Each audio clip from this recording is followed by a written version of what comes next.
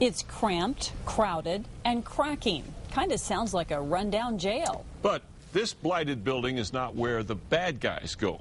It's where the good guys who have to catch them have to work. And as Kim Holland reports in tonight's special assignment, the county just spent millions to spruce up the bad guys' digs. It's a building that is the size of a house, 2,200 square feet. 14 family members are packed into this one. This is the home of the Sierra County Sheriff's Department in Truth or Consequences. What was your reaction when you first started here? I was going to spend a lot of time in the field, not a lot of time in the office. There are two major problems. First, the building is old. You can find cracks in almost every wall. The ceiling is even separating from a load-bearing wall. Second, there's a lack of space. It's so tight, the creative staff are storing files in the bathroom. Like I said, these are old canceled purchase orders, receipts from vendors. And files are crammed in every room. Almost zero storage. The structure was built in 1974 as an ambulance garage. And a few years later, the Sheriff's Department moved in.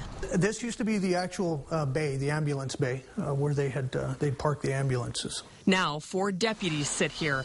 There is no privacy for interviewing suspects or victims. They don't feel too comfortable speaking about a lot of issues here. The Sierra County manager says she's aware of the poor conditions at the Sheriff's Department, but Jan Porter-Correjo says there's just no money in the budget.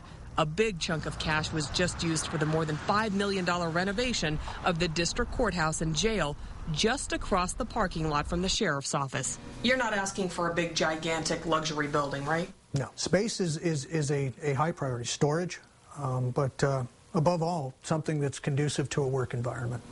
And you don't think this is? I definitely do not believe it is. I'm a person that don't quit. I've never quit. Eagle Ashcroft is a 77-year-old man who has the drive of a workhorse. He's a retired law enforcement officer and spends plenty of time at the Sheriff's Department. I'd like to see him get a new building. Ashcroft is the biggest supporter of the new office. He started a group called Friends of the Sheriff to raise money and awareness about the cramped conditions and safety concerns. It's a disgrace. I look at this, and then you go to a third world country and you see how the police departments look. They look similar to this. We're not in a third world country. We're in the United States of America. What are we doing with a building like this? This is ridiculous. Congressman Harry Teague is looking to see if there are federal funds for a new building. Ashcroft believes it'll cost $1.5 million. In the meantime, the county is talking to a private landowner about renting another building for the deputies. Kim Holland, KRQE News 13. The Sierra County Sheriff says a building actually means little if he can't also increase pay for his deputies. The pay is so low, about half the deputies qualify for welfare.